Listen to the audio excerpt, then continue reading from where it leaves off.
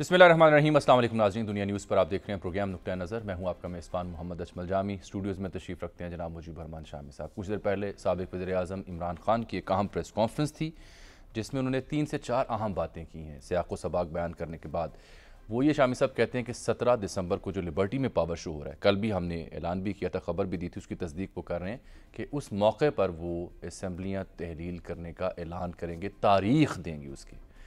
फिर वो कहते हैं कि मुझ पर जो हमला हुआ है ये मेरा मुंह बंद करवाने के लिए किया गया है और मैं जानता हूँ मुझ पर हमला किसने किया।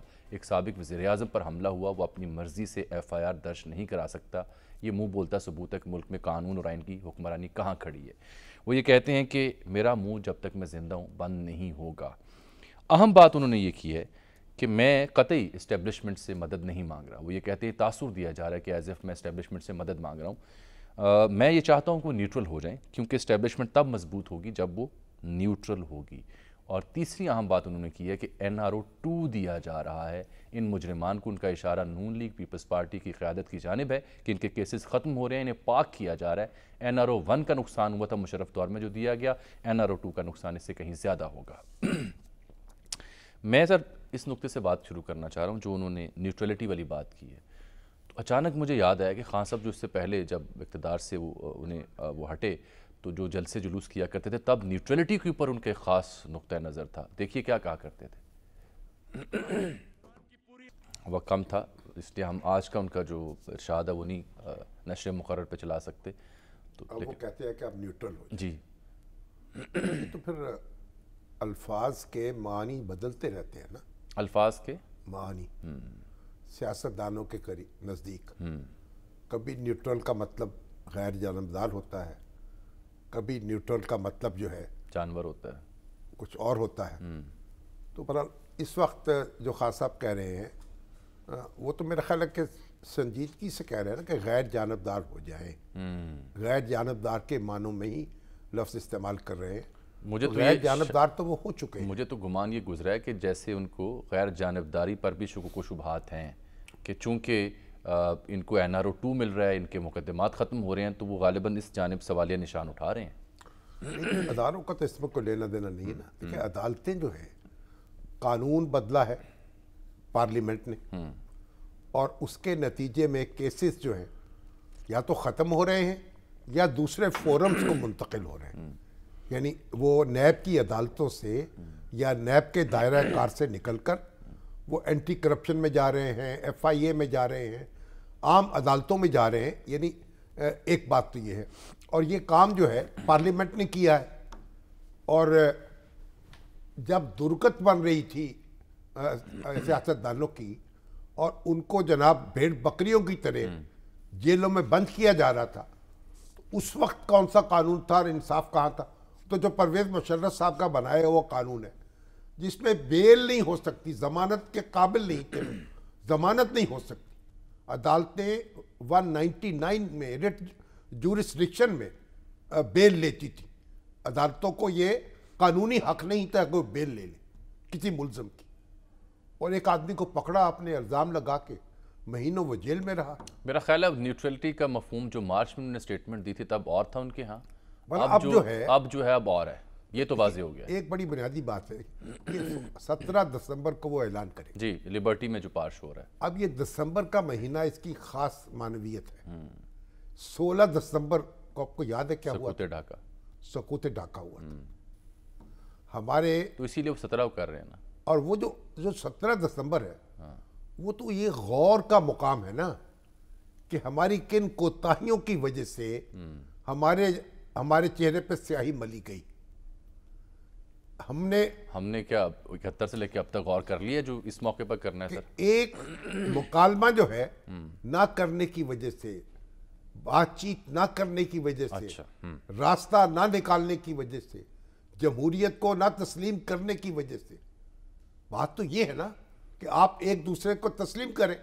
अगर भुट्टो और मुजीब जो थे वो तस्लीम कर लेते एक दूसरे को, कहते भाई एक आप दोनों चुन के लोग आए थे ना, मुजीबुर रहमान की मेजॉरिटी थी सही, और भुट्टो साहब जो थे वो सेकंड लार्जेस्ट पार्टी थी। तो अब भी तो फिर इससे सबक सीखते हुए फिर मुकालमा करना चाहिए। अगर ये तस्लीम कर ले तो अगर कोई जीते या कोई हारे ان کو یہی رہنا ہے. تو 16 دسمبر کا پیغام تو یہ ہے کہ آپ مکالمہ کریں, بات چیت کریں, راستہ نکالیں. اچھا, اس میں بھی ایک اچھی خبر یہ ہے سر, ایک تو صدر مملکت ہیں لاہور کے دورے پر, ان سے ملاقات ہوئی ہے اعظم نذیر تارڑ صاحب کی اور ایاز صادق صاحب کی, جس میں مذاکرات کے سلسلے میں جو بیک ڈور میں تھے اس میں پیش رفت کے طور پر اسے لیا جا رہا ہے. لیکن خبر یہ ہے جو ہم سارا دن ڈھونڈتے رہے کہ اس میں جو گورنر پنجاب ہیں بلیغ الرحمان صاحب, چودھری پرویز الہی صاحب اور صدر مملکت کا ذکر تو میں نے کر دیا, ان کا بھی اپنا کردار رہا ہے. اور حالیہ چند ہفتوں کے دوران گورنر پنجاب کی صدر مملکت سے اور پرویز الہی صاحب سے ملاقاتیں ہو چکی ہیں. اور گورنر پنجاب آج بھی کچھ صحافیوں سے ملے ہیں تو وہ یہ کہتے ہیں کہ انہیں نہیں لگتا کہ اسمبلی تحلیل ہونے کی نوبت آئے گی. تو پیرالل یہ پیش رفت بھی پنجاب میں ہو رہی تھی, اس کی جو مزید تصدیق ہوئی وہ آج صدر پاکستان جو جب آتے ہیں تو گورنر اس میں ٹھہرتے ہیں. جی ہاں, تو آج ایاز صادق صاحب اور اعظم نذیر تارڑ صاحب بالخصوص گورنر صاحب سے تو ان کی فریکوینٹلی ملاقات ہوتی رہتی ہے, السلام علیکم, وعلیکم السلام. ان کا مفہوم یہ تھا اور خبر یہ تھی کہ وہ فریکوینٹلی تو ہوتی ہے, لیکن اس مدعے پر, سیاسی صورتحال پر, ان سے بھی اور پرویز الہی صاحب جو وزیر اعلیٰ پنجاب ہیں ان سے بھی گورنر صاحب کی ملاقاتیں ہو چکی ہیں. اور شاید یہی وجہ ہے کہ آج اعظم نذیر تارڑ صاحب اور ایاز صادق صاحب بھی صدر مملکت سے مل بیٹھے ہیں تاکہ وہ جو مکالمہ یا ڈائلاگ ہے یا بیچ کی رائے اس کا حل تلاش کیا جا رہا ہے. کچھ لوگوں سے پوچھا بھی میں نے, وہ یہ کہتے ہیں کہ یہ فارمولہ دریافت کیا جا رہا ہے, وہ بتا نہیں سکتے لیکن فارمولہ دریافت کیا جا رہا ہے ان ملاقاتوں کے توسط سے, اس لیے ان کو لگتا ہے کہ اسمبلی تحلیل کرنے کی نوبت شاید نہ آئے. تو یہ تو پتہ لگ جائے گا کہ جب خاص صاحب تاریخ نہیں دیں گے یا تاریخ لمبی دیں گے تو پھر بات واضح ہو جائے گی. ہم نے تو پہلے بھی کہا تھا پروگرام میں 2-3 ہفتے پہلے کہ یہ فوری ڈیزالو نہیں ہو رہی, مہینہ اور کئی ہفتے اور لگ سکتے ہیں, تو وہ ابھی تک تو لگ گئے. اچھا سر, ہمارے ساتھ موجود ہیں جناب ڈاکٹر خاقان نجیب صاحب, ان کا اکانومی کے معاملے میں, معیشت کے میدان میں وسیع تجربہ ہے, حکومتی سطح پر بھی, سرکاری سطح پر بھی, غیر سرکاری سطح پر بھی. ان کو زحمت ہم نے اس لیے دی ہے کہ آج کل ہر زبان پر ملک کی اقتصادی صورتحال ہے. آج ایشین ڈیولپمنٹ بینک کی آؤٹ لک رپورٹ سامنے آئی ہے دسمبر تک کی, اس میں انہوں نے بتایا ہے کہ پاکستان اس وقت جنوبی ایشیا کا دوسرا مہنگا ترین ملک ہے. اور جب میں نے رپورٹ پوری پڑھی تو معلوم ہوا کہ پوری ایشیا میں ہم تیسرے مہنگے ترین ملک ہیں. شری لنکا ہم سے زیادہ, جہاں پہ مہنگائی 70.6% ہے. ہمارے ہاں اکتوبر میں یعنی 2-4 ماہ پہلے 26% تک مہنگائی ہو چکی تھی, جو کہ آگے بڑھے گی. اور دوسری اہم بات انہوں نے کہا کہ اکانومی پاکستان کی پہلے سے تنزلی کا شکار تھی, سیلاب سے مزید ابتری ہوئی اور ہوگی. کپاس کی جو فصلیں ان کو نقصان پہنچا ہے اور اس کے اثرات آنے والے مہینوں میں پاکستان میں مزید ہوں گے. سیلاب کے اثرات کی وجہ سے انڈسٹری پر, ٹیکسٹائل پر اور فوڈ پروسیسنگ اور سروسز کے شعبہ جات پر گہرے نقوش مرتب ہوئے. 7 ڈیفالٹ کرنے کے خدشے ہیں, اس پر مفتاح اسماعیل صاحب کیا کہتے ہیں, پہلے آپ اور شامی صاحب وہ سنیے. یہ ہے سر صورتحال. ریزرو کم ترین تاریخ پر آ چکے 4 سال کی, اور جو IMF کا 9واں جائزہ پروگرام ہے وہ بھی زیر التوا ہے, کیونکہ کہا جا رہا ہے کہ مذاکرات ہو رہے ہیں. ڈار صاحب کہتے ہیں کہ معیشت کو سیاست سے الگ چلنا چاہیے. تو اب اس پر بات کرنے کے لیے ہم نے زحمت دی ہے ڈاکٹر خاقان نجیب صاحب کو. خاقان صاحب سے پوچھتے ہیں. خاقان السلام علیکم. وعلیکم السلام. شامی صاحب کیسے مزاج ہیں؟ آپ کی دعا, شکر اللہ کا. آپ یہ بتائیے کہ یہ جو خبریں تو بڑی تشویشناک آ رہی ہیں, IMF سے لگتا ہے پھر ہماری کٹی ہو گئی ہے اور پھر مشکل فیصلے لینے پڑیں گے, اور وہ کب لیں گے, کون لے گا, تو خطرہ کچھ بڑھ نہیں رہا؟ دیکھیں, ایک تو بات یہ کلیئر ہے کہ ہمیں ڈیفالٹ نہیں کرنا, that is how we want to do it. اب وہ نہ کرنے کا دیکھیں, اس سب سے آسان طریقہ جو ہے, لوگ سمجھتے ہیں یہ سب سے مشکل طریقہ ہے, میں بار بار کہتا ہوں یہ سب سے آسان طریقہ ہے, اور وہ یہ ہے کہ IMF کا دامن جو ہے وہ بالکل نہ چھوڑیں. سری لنکا IMF کے پروگرام میں نہیں گیا تھا, آپ نے دیکھا کہ سری لنکا نے اپنی ڈیٹ ری پیمنٹس پہ ایک ڈیفالٹ کیا. دیکھیے, پاکستان ڈیفالٹ نہیں کر رہا, ایک یہ بات ہمیں سمجھ لینی چاہیے. مسئلہ یہ ہے کہ پاکستان کا پرسیوڈ ڈیفالٹ رسک بہت بڑا ہوا ہے, اس کو نیچے لانے کے لیے IMF کو ساتھ رکھنا اور یہ انشور کرنا کہ اگر وہ ڈیفالٹ رسک جو پرسیوڈ ہے وہ ریالٹی میں نہ ٹرن کر جائے, تو IMF کے پروگرام کو چلانا بے حد ضروری ہے. اس کے ساتھ ساتھ کچھ قدم ہمیں خود بھی اٹھانے ہیں نا, جو ہم نہیں اٹھا پا رہے. مثلاً دیکھیں, اگر آپ نے ایک میکرو فریم ورک بنانا ہے کہ فلڈز آئے, بالکل بہت تکلیف آئی, اس کے بعد IMF آپ سے وہی میکرو فریم ورک مانگ رہا ہے, وہ ہم نے سامنے رکھنا ہے. فسکل فریم ورک ہم نے سامنے رکھنا ہے. پھر آپ کو کون روک رہا ہے کہ آپ کنزرویشن نہ کریں؟ آپ کو کنزرویشن ضرور کرنی چاہیے. اگر آپ کنزرویشن کریں گے تو آپ کی پیٹرولیم اور انرجی پروڈکٹس میں کمی آئے گی امپورٹس میں. آپ کو یہ کون روک رہا ہے کہ آپ روپی کی ویلیو کو ایڈجسٹ نہ ہونے دیں اس لیول تک جو اس وقت ریفلیکٹ کرے آپ کے فنڈامنٹلز کو؟ ضرور سمگلنگ کو ہمیں روکنا چاہیے, یہ ٹھیک کہہ رہی ہیں اتھارٹیز اپنی جگہ, پر ایک ڈالر لیکوڈیٹی کرنچ ہے, سب کو معلوم ہے کہ ہم نے امپورٹس کو روک کے بھی یہاں پہ رکھا ہوا ہے. سو روپی کو تھوڑا سا ریئل اس ریٹ پہ رکھیں کہ آپ کی ریمیٹنسز, اور میں آپ کی وساطت سے بھی ایک آپ کے سامنے رکھتا ہوں, آپ بڑے پریشان ہوں گے اس فگر کو دیکھ کے, جو ریمیٹنسز ہیں اس کی نومبر کے مہینے کی وہ $2.1 بلین آئی ہیں اور گر گئی ہیں پچھلے ہمارے جو نومبر تھا اس سے جب میں اس کو کمپیئر کرتا ہوں. سو اور ان کا گرنے کی سب سے بڑی اس کی وجہ کیا یہ ہے کہ پرائیویٹ چینل سے لوگ پیسے بھیج رہے ہیں؟ بالکل درست شامی صاحب, اگر آپ کے ریٹ میں ڈفرنس آئے گا اور اس وقت $224.70 کے قریب آپ کا آفیشیل ریٹ ہوگا اور آپ کا ان آفیشیل ریٹ جو ہے وہ بہت ڈفرنٹ آ رہا ہوگا, وہ 246-47 تک ان آفیشیل. تو مگر یہ آپ بتائیں نا کہ آپ کے خیال میں کون سے اقدامات ہیں جو فوری طور پر کرنے چاہیے اور حکومت کیوں نہیں کر پا رہی, کیوں لیت و لال کا شکار کیوں ہو رہی ہے؟ دیکھیں فورن تو آپ کو آئی ایم ایف کے ساتھ اپنا macro frame work, physical frame work, آپ نے جو فلڈز کا اسٹیمیٹس ان کو دینا ہے, سب کچھ ان کو دیں اور فارورڈ لوکنگ بیسس پہ 1 سال پہ ان کے ساتھ یہ طے کر لیں. یہ کیوں نہیں کر پا رہی؟ دیکھیں ہمیشہ سے پاکستان کا آئی ایم ایف کے ساتھ, اور میں نے اس گورنمنٹ جو اس وقت پی ایم ایل این کی گورنمنٹ کے ساتھ ہی 16 کا پروگرام کمپلیٹ کیا. آپ تو گھر کے بھیجی ہیں. جی پرابلم یہ رہی ہے کہ کمپٹنس لیول جو ہوتا ہے نا ہمارا فنڈ سے یا ہمارے ان اداروں سے ڈیل کرنے میں, وہ آئی تھنک ہمیشہ ایسا رہ جاتا ہے کہ کچھ ٹیکنیکل ویکنس رہ جاتی ہے. کمپٹنس لیول اسحاق ڈار صاحب تو جانے جاتے تھے کہ جی یہ جادوگر ہیں معاشی, ان کی کمپٹنس کے تو یہاں ڈنکے بجتے تھے, تو کہاں گئی کمپٹنس یہاں پر؟ وہ مذاکرات ہی نہیں ہو پا رہے. لیڈرز کی کے علاوہ جو ٹیکنیکل کمپٹنس ہے, دیکھیں یہ سارا کام تو ایکچولی ٹیکنیکل ہونا ہے نا, جو چیزیں ایکسچینج ہونی ہیں, جو ان کے ساتھ ہم نے آزاد و شمار طے کرنے, یہ سارا ایک ٹیکنیکل کام ہے. پھر انرجی سیکٹر کے اپنے مسائل ہیں, آپ نے کچھ سبسڈیز دی ہوئی ہیں, اس پہ آپ کو ان کے ساتھ طے کرنا ہے. پھر آپ نے ان سے مطلب آپ نے 73 ارب کا ایک ایکسپینڈیچر کیا ہے, اس کا آپ نے ان سے مانگنا ہے کہ یہ ایکسپینڈیچر جو ہے یہ ہمارے جو فزیکل ڈیفیسٹ ہے اس کے باہر رکھا جائے. یہ سب چیزیں ان کے ساتھ طے ہونی ہے. گیس کی قیمت جو ہے, اگر آپ مجھ سے پوچھیں کیا بڑے مسائل آ رہے ہیں, اس میں گیس کی قیمت خود ایک بہت بڑا مسئلہ آ رہی ہے. یہ کیوں آ رہی ہے؟ کیونکہ ہم 650 میں گیس بیچ رہے ہیں, 950 کی بنا رہے ہیں, ایک اس میں سرکولر ڈیٹ ایڈ ہو رہا ہے. اس کے علاوہ آپ کی جو ایف پی آر ہے وہ اگر 7400 بھی کلیکٹ کر لیتا ہے تو آپ کا ٹیکس ٹو جی ڈی پی نہیں پورا ہو رہا. سو آپ کو کچھ ٹیکسیشن کے میجرز لینے پڑیں گے, 300-400 ارب کے میجرز لیں, یہ پورا ہو جائے گا. پیٹرولیم ڈیولپمنٹ لیوی 850 ارب کی ہے, اس پہ یہ ہیں مشکل فیصلے شامی صاحب, جامی صاحب, یہ مشکل فیصلے ہیں. یہ مشکل فیصلے اس چیز سے آسان ہیں. یہ فیصلے آپ کیسے کریں گے جب عمران خان صاحب ایک مقبول رہنما بار بار کہہ رہے ہیں کہ ہمارے دور میں پر بیرل 100-125 تک چلا گیا, ہم نے قیمتیں ریٹین کی, مینٹین کی, ان کے دور میں کم ہو گئی ہے پر بیرل قیمت, اور پھر بھی قیمتیں نہیں کم کر پا رہے. تو یہاں پر تو یہ اے ڈی پی کی رپورٹ کہہ رہی ہے کہ پاکستان میں توانائی کا شعبہ مزید مہنگا ہوگا, توانائی کو استعمال کرنا مزید مہنگا ہو جائے گا, اور اس کے علاوہ جو روپے کی قدر ہے اس میں مزید گراوٹ ہوگی. تو ان دو پریڈکشنز کے ساتھ کیسے ہم سٹیبلٹی کی طرف جا سکتے ہیں؟ دیکھیں اس وقت تو آپ کو جو یہ مشکل کام لگ رہے ہیں نا, اس سے اگر خدا نہ خواستہ کوئی کرائسس بن جائے تو وہ بہت زیادہ مشکل ہوگا. So what I am trying to say اس کہ 2 مشکلوں سے آسان والی جو مشکل ہے اس پہ چل پڑیں. اور یہ ضرور ہے, اب آپ نے کیونکہ پیٹرولیم ڈیولپمنٹ لیوی 50 روپے کی طے کی ہوئی ہے تو اس پہ عمل کریں. دوسرا یہ کہ روپے کی قدر میں چونکہ کمی ہوئی ہے, تو اگر آپ کی قیمت کم بھی ہوئی ہے پیٹرولیم پروڈکٹس کی, پر آپ کی قیمت میں شاید اتنا فرق نہیں آئے گا. ابھی ڈیزل پہ 25 روپے ہے for example petroleum development levy, اس کو 50 روپے تک جانا ہے. یہ ضرور مشکل فیصلے ہیں, پر آپ کو مڈل تھرو کرنے کے لیے, اور یہ اس وقت بیسٹ پاکستان کی اکانومی مڈل تھرو ہی کرے گی, کہ یعنی کہ ان مشکلات سے گزرتے ہوئے ہمیں گزر جانا ہے. کہ آپ کیا سمجھتے ہیں کتنا وقت ہے ہمارے پاس, کتنی دیر تک ہم ٹال سکتے ہیں؟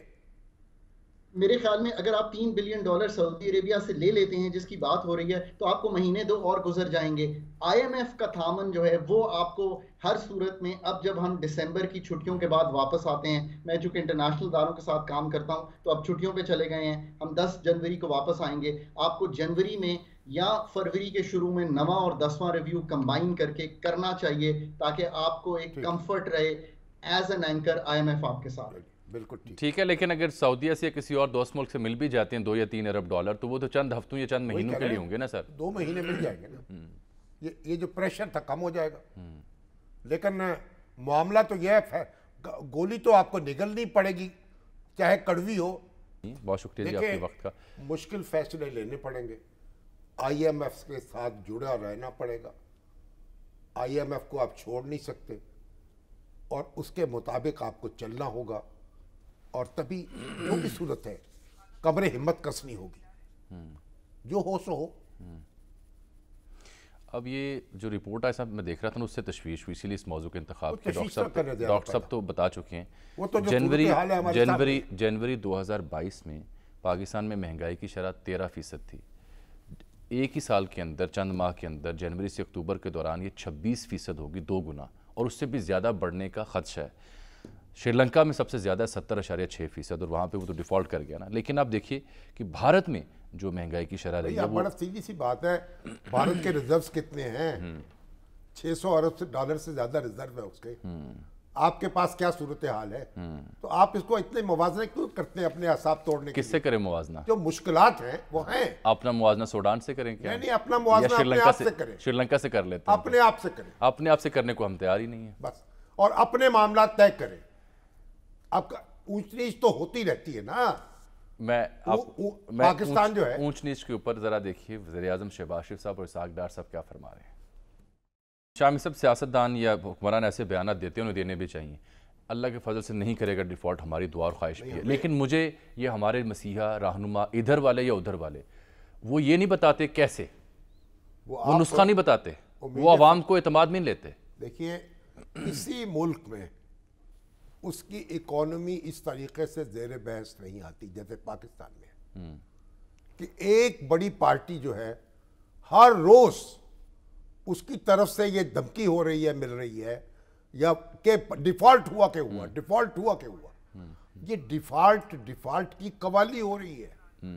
اگر مریض جو ہے اس کی حالت، جو اس کا علاج کرنے کی بجائے آپ یہی ڈنکا بجاتے رہے، ہائے مریض کی حالت تشویشناک ہے، تو بیچارہ ویسے پسینے چھوٹ جائیں گے. چلیے میں ایک بریک لے رہا ہوں، بریک کے بعد ہم جائیں گے جناب اعظم نذیر تارڑ صاحب. بات یہ کہ بنیادی بات ہے، ایک بات سن لیں، شہباز شریف صاحب بات بالکل درست کر رہے ہیں، لیکن یہ پچھلی حکومت جو ہے نا، اب اس کا نہیں چلے گا، یہ مالا نہیں جپے. یہ جو پچھلی حکومت یہ کر گئی، پچھلی حکومت یہ کر گئی، آپ نے کیا کیا؟ اب اس کا کوئی نتیجہ نہیں ہے. آپ نے کیا کیا یہ نہیں بتاتے نا سر. فیس کریں، لوگوں کو اعتماد میں لیں، ان کو روڈ میپ دیں، بتائیں ہم یہ کر رہے ہیں، ایسے ہوگا، آپ یقین رکھیں تا آگے بڑھے. جس موضوع سے پروگرام کا آغاز کیا تھا وہ تو سیاسی صورتحال، اس پر ہم رابطہ ہم نے کیا جناب اعظم نذیر تارڑ صاحب سے. آپ کی آج ملاقات ہوئی ہے جناب صدر سے بھی، اور دیگر اہم ملاقاتوں اور مذاکروں کا بھی حصہ رہتے ہیں. اتحادیوں کو بھی منانے گئے ہوئے تھے اور انہیں منا لیا. تارڑ صاحب بہت شکریہ آپ کے وقت کا. صدر مملکت سے پہلے اسحاق ڈار صاحب ملے ہیں، پھر آج آپ اور ایاز صادق صاحب ملے ہیں، تو کوئی مثبت خبر بھی ہے، پیش رفت بھی ہے، یا معاملہ جوں کا توں ڈیڈ لاک پر ہی ہے؟ اب آپ جامی صاحب، آپ نے یہ تو پوچھا نہیں کہ باتیں کیا ہوئی ہیں. میں تو سیاسی آدمی نہیں ہوں. کچھ قانونی اور آئینی پہلوؤں پہ انہوں نے بات چیت کی. ہاں، اس کے بعد انہوں نے کہا کہ معیشت اس وقت بہت زیادہ بڑا مسئلہ ہے اور ہم سب کو اکٹھے ہو کے پاکستان کو اس گرداب سے نکالنا ہے. یہ کسی ایک حکومت یا کسی ایک رجیم کا کام نہیں ہے. ظاہر ہے یہ ریاست کو اگر آپ نے آگے لے کے چلنا ہے تو اس کے بابت پھر انہوں نے کہا کہ میں اپنا کردار ادا کرتا ہوں. آپ کچھ بجلی اور پیٹرول کی بجٹ کے حوالے سے، انرجی کنزرویشن کے پوائنٹ آف ویو سے قانون سازی کریں، کچھ فیصلے کریں اور وہ صوبوں پہ لاگو کیے جائیں تاکہ ایک وقت پہ ملک بھر کی مارکیٹس بند ہوں. باقی کس طرح سے گاڑیوں کا استعمال ہونا ہے، چھٹی کس روز ہونی ہے، کس طرح سے ہونی ہے. تو یہ ساری باتیں انہوں نے بڑے کھلے دل کے ساتھ کی. اور ہم نے کہا کہ ہم آپ کا یہ پیغام جو ہے یہ وزیر اعظم صاحب کو اور کابینہ کو دیتے ہیں، اور انشاءاللہ یہ تو ہو گئی وہ باتیں جو بڑی کھلے دل کے ساتھ انہوں نے بھی آپ نے بھی کی. بجھے بجھے دلوں کے ساتھ کن معاملات پر بات ہوئی؟ نہیں، بجھے دلوں میں آپ کو پتہ ہے صدر کا ہوتا ہے ایک آئینی سا ہوتا ہے، اور اختیارات کا بھی آپ کو معلوم نہیں ہے کہ کس قدر ہوتے ہیں. اس سمت میں شاید وہ بھی اپنے اختیارات سمجھتے ہیں کہ محدود ہیں ان کے. تو بار کیا انہوں نے ایک کوشش شروع کر رکھی ہے، شاید وہ انٹریکشن بھی اس لیے چاہتے ہیں کہ یہ جو بہت زیادہ پولرائزیشن ہے، جو بہت زیادہ تناؤ ہے، جو ایک ڈیڈ لاک کسی کیفیت ہے، اس جمود کو توڑا جائے. اور صدر مملکت کو میرے خیال میں اس کی جو غیر جانبداری ہے وہ بھی یہ تقاضا کرتی ہے کہ اگر وہ یہ بھانپیں اور سمجھیں کہ ملکی سیاسی حالات اس طرح کے خراب ہیں اور اس میں ملک کے نقصان کا بھی خطرہ ہے، تو انہیں بالکل اس میں رول پلے کرنا چاہیے. طاہر صاحب، جب عمران خان صاحب بار بار کہہ رہے ہیں کہ آپ الیکشن کی ڈیٹ دے دیں پھر ہم اس کے بعد بات چیت پہ تیار ہوں گے، تو دے دیں ان کو تاریخ الیکشن کی. وہ تو دے رکھی ہے شامی صاحب، وہ تو الیکشن ظاہر ہے 18 اگست سے 60 دن کا ٹائم ہے، گن لیں، انہیں خود پتہ ہے پاکستان. آپ ان کو خط لکھ کے اطلاع کر دیں کہ یہ الیکشن کی ڈیٹ ہے. مشروط مذاکرات کبھی شامی صاحب ہوئے ہیں، ٹیبل پہ بیٹھنا ہو تو آپ دل بڑا کر کے آتے ہیں، غیر مشروط بات چیت کے لیے بیٹھتے ہیں، پھر اس میں آپ ڈال لیتے ہیں کہ جی یہ بھی کر لیں یہ بھی کر لیں. بھئی آپ نے اگر اکراس دا ٹیبل بیٹھنا ہے یا ٹیبل پہ آنا ہے تو اچھا میرے پاس نا طاہر صاحب ایک چھوٹی سی اپڈیٹس کی ایک بریک ہے، بہت چھوٹی سی، اس کے بعد آپ سے تفصیلی بات کرنی ہے اتحادیوں کے بارے میں بھی، اور جو گفتگو چھیڑ رکھی ہے مزید آپ سے ہم نے بات کرنی ہے. تھوڑے سے وقفے کے بعد واپس آ رہے ہیں، چھوٹے سے وقفے کے بعد.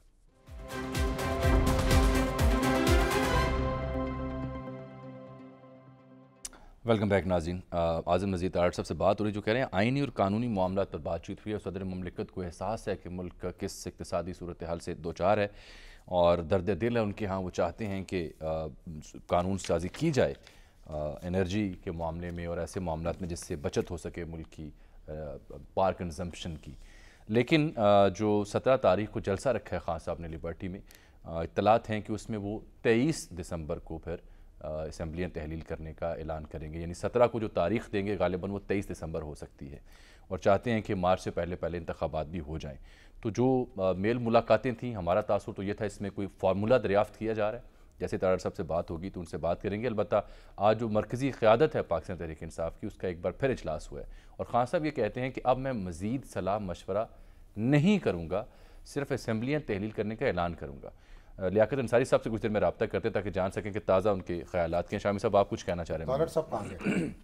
ابھی دستیاب ہوتے تو میں بات کرتا نا، ابھی دستیاب نہیں ہے، جیسے ہی آتے ہیں تو ان سے بات کر لیتے ہیں. فون ان کا بھی اگر خان صاحب نے صلاح مشورہ مکمل کر لیا، اب اس کی ضرورت محسوس نہیں کر رہے تو بس ٹھیک ہے. تو جو بھی اللہ کو منظور ہوگا وہ ہو جائے گا. آ جائیں میدان میں. نہیں تو آج میدان میں جنہیں آنا ان کو آنا چاہیے نا، وہ کیوں گھبراتے ہیں؟ کون خان صاحب کون؟ جو ملک کی اکانومی ہے اس وقت، اس میں آپ 2 صوبوں کے جو بھی ہو، ہم ہمارے بھاشن دینے سے کیا ہوتا ہے؟ جو فیصلے سیاستدانوں نے کرنے ہیں انہوں نے کرنے ہیں، وہ کر لیں. اسمبلیاں تحلیل کرنے سے اور 2 صوبوں میں نئے انتخاب کرنے سے، اگر وہ اسمبلی تحلیل کرنا چاہتے ہیں وہ کر لیں، وہ الیکشن کرانا چاہتے ہیں وہ کرا لیں، وہ نہیں کرانا چاہتے ہیں نہ کرائیں. ہم کیا کر سکتے ہیں؟ ہم تو بس خاموش تماشائی ہیں. تو تماشائی کب تک بنے رہیں گے سر؟ نہیں تو پھر یہی تو مسائل ہیں. اس ملک میں ماشاء اللہ لگ گیا تھا اس بنیاد پر کہ پی این اے اور پیپلز پارٹی کے درمیان نئے انتخابات کی تاریخ پر اتفاق نہیں ہو رہا تھا، اور اس کے نتیجے میں کیا ہوا؟ ماشاء اللہ لگ گیا. لیکن تب بھی تو بیک ڈور میں مذاکرات ہو رہے تھے، تب بھی تو یہ خبر بیک ڈور نہیں، کھلے عام ہو رہے، کھلے عام بعد میں ہوئے نا سر. لیکن بعد میں کیسے ہو رہے؟ تب بھی تو یہ کہا گیا کامیابی کے قریب تھے.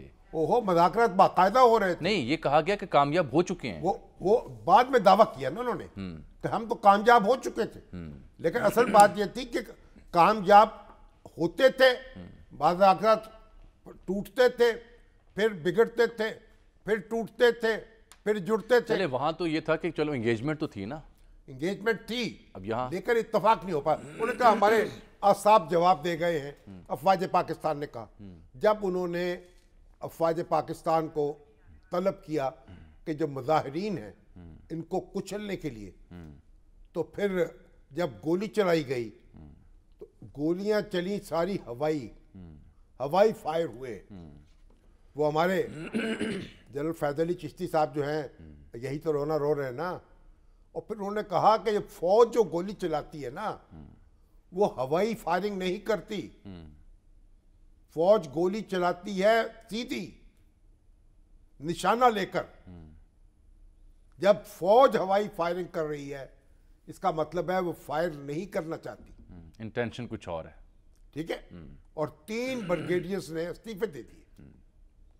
اس کے بعد پھر فوج جو ہے اس کو مداخلت کرنی پڑی. تو اگر یہ معاملات طے نہیں ہو رہے تھے, الیکشن کے انتظامات کیا ہوں گے, کیسے ہوں گے, نئے الیکشن پر تو بھٹو صاحب مان چکے تھے. آج آپ قوم کے اعصاب پر سوار ہیں, الیکشن کی تاریخ آپ سے طے نہیں ہو رہی, اس کے انتظامات پر اتفاق نہیں ہو رہا.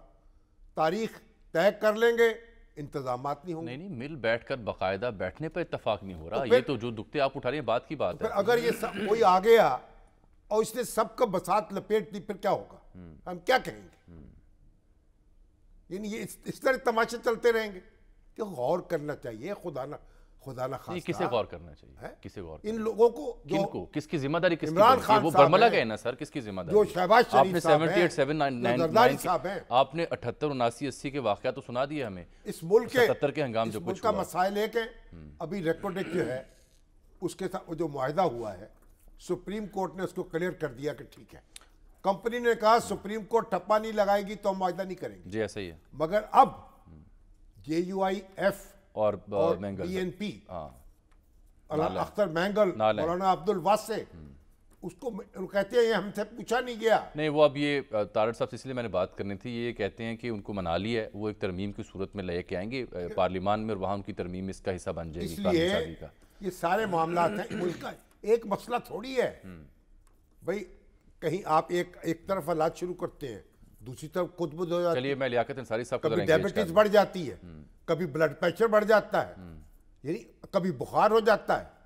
تو یہ بھی سارے مسائل, کئی ہیں مسائل, ایک مسئلہ تھوڑی ہے. اچھا انصاری صاحب یہ بتائیں کہ صدر مملکت بھی لاہور میں ہیں, پھر اعظم نذیر تارڑ صاحب, ایاز صادق صاحب ان سے ملے ہیں, وہ خان صاحب سے ملیں گے, مونس الہی صاحب نے آج خان صاحب سے ملنا تھا, خان صاحب کی پریس کانفرنس بھی سامنے آ گئی, سینئر قیادت سے بھی ان کی بات چیت ہو گئی.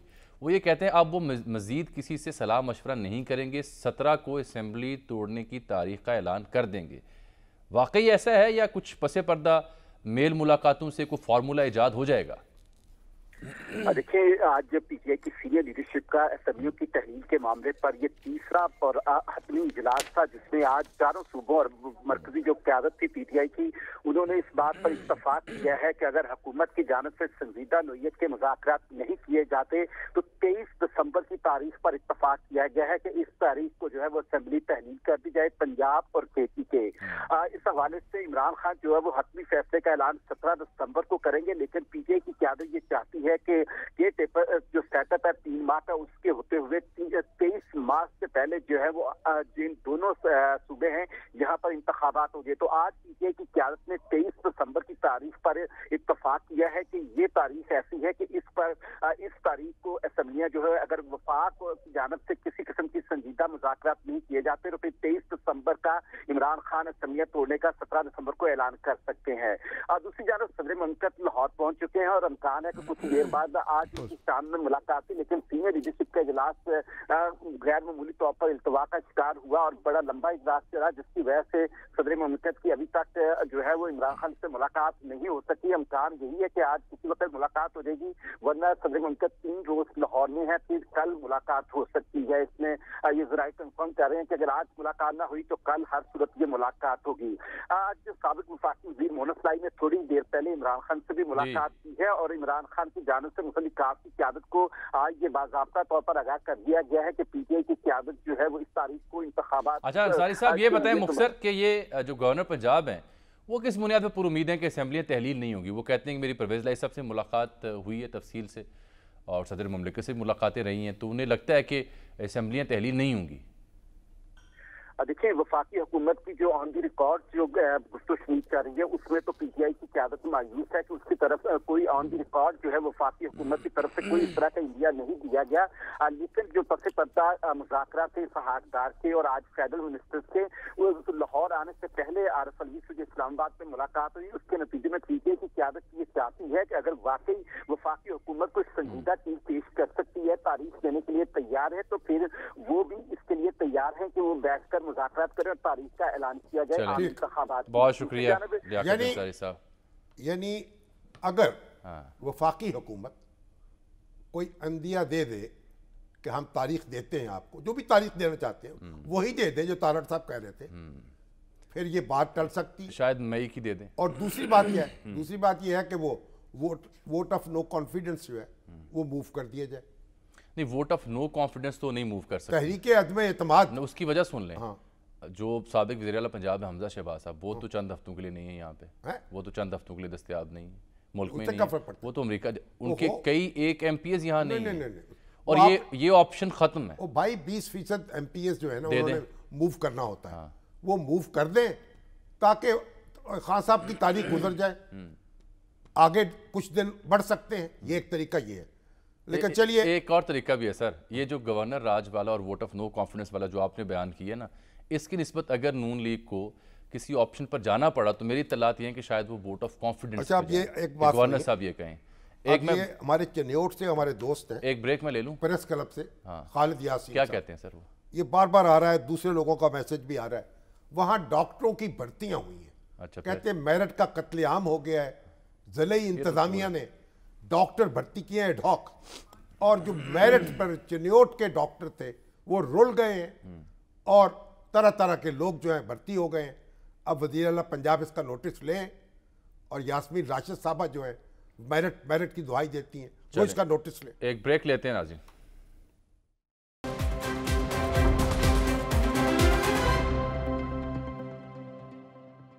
بیک ناظرین، شاہم صاحب، کامران شاہد صاحب بھی آ چکے ہیں اسٹوڈیوز میں، آج پروگرام کرنے جا رہے ہیں کوئی بڑا دھانسو قسم کا، توشہ خانے کے اوپر مبینہ کوئی انکوائری ہوئی ہے کسی سابق وزیر اعظم سے منسوب، کوئی ان کے پاس بڑی اہم خبریں، بڑی بڑی خبریں، انہوں نے ٹویٹ بھی کر رکھا ہے، اور بریک میں کوئی انہوں نے خسر بسر بھی کر کے مجھے بتایا ہے کہ جناب بڑی تہلکہ خیز انکشافات سے بھرپور آج ان کا یہ پروگرام ہوگا۔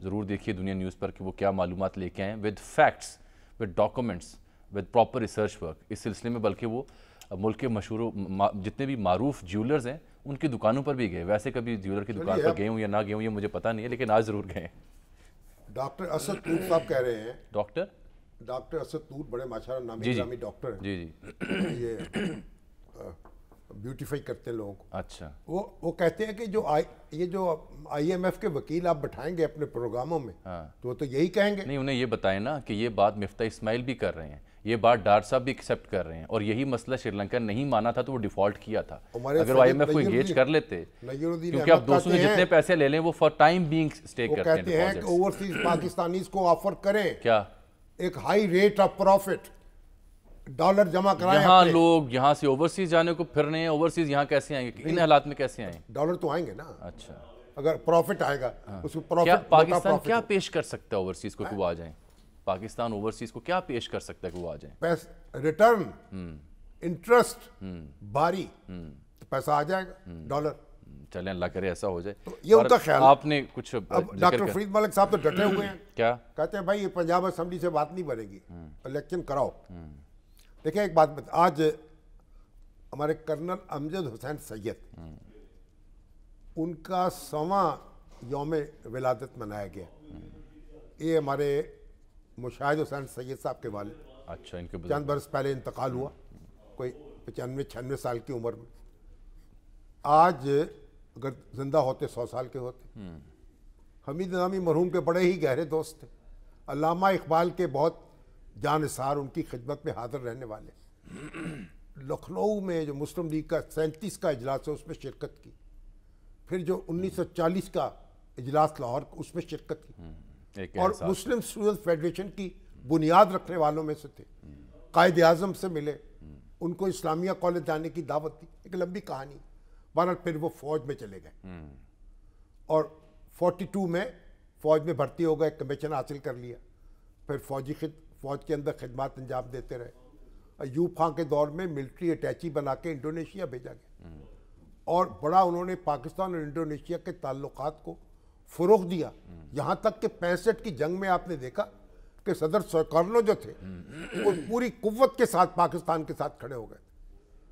तो तहरीक पाकिस्तान के चलिए बड़े नामवर कारकुन थे, आपकी वजह से उनकी याद ताज़ा की गई आज। ये आप उन चंद एक ऐसे हमारे सीनियर्स में हैं कि जिनकी वजह से ऐसे जो हमारी शख्सियात है लेजेंडरी पाकिस्तान की, शाहिद हुसैन सैयद जो है, उनका जिक्र खैर होता रहता है। उनकी याद, उनको देख के उनकी शख्सियत, उनके जो बहन भाई आला तालीम याफ्ता सारे और अपने बाप की तस्वीर, ये कमिटेड लोग पाकिस्तान के। ये अच्छा होता है कि आप उनका जिक्र खैर करते हैं। हमारे देखने वालों को, नौजवानों को भी इल्म होना चाहिए कि हमारी लेजेंडरी शख्सियत कौन सी हैं।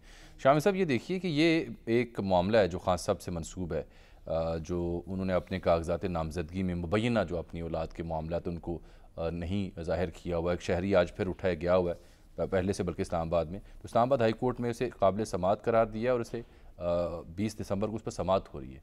इसी एक नुक्ते पर कोई 3-4 बार पहले मुख्तलिफ कोर्ट से उसे मुस्तरद भी कर चुके हैं। ये इतनी रवा रवी में फैसला नहीं हो सकता, ये अदालतों का मामला है, इस पर गौर करना पड़ेगा जो भी फैसला होगा। और ये बिलाखिर एक अच्छी खबर लाहौर से ये आई है, पता नहीं क्या नुक्ता उठाया गया था पहले, ये जी क्या नुक्ता उठाया गया बाद में। हम इन मौजूआत पर हम अवॉइड ही करते हैं, अवॉइड करते हैं, बिल्कुल अवॉइड करते हैं, और प्राइवेसी जो है इसलिए मेरा ख्याल है कि जो अदालत में मामला हो रहा है अदालत में चलने दें। और वैसे तो मैं इसमें क्या कहूँ, मुनासिब बात नहीं लगती मुझे। बिल्कुल ठीक है, चलें अब अहम बात ये है नाज़रीन के अभी तो हमारे इधर सलमान शहबाज साहब आए हैं तो बड़े आतिशी मुकर्रर हो रहे हैं, तो उससे क्या हो जाएगा? जनाब बरसते हैं, धाड़ते हैं। उनसे खान साहब आज पूछ रहे थे कि आपके मुलाजिम के अकाउंट में 16 अरब कहाँ से आए थे, वो भी उन्हें जवाब दें तो बता दें वो। चलें एक नाज़रीन, यहाँ पर प्रोग्राम का वक्त ख़त्म हो जाता है। कल आपसे मुलाकात होगी क्योंकि असेंबलियों की तहलील का सीज़न आया चाहता है। 17 दिसंबर को खान साहब ऐलान करने जा रहे हैं। इजाज़त दीजिए कल तक के लिए, अल्लाह हाफ़िज़।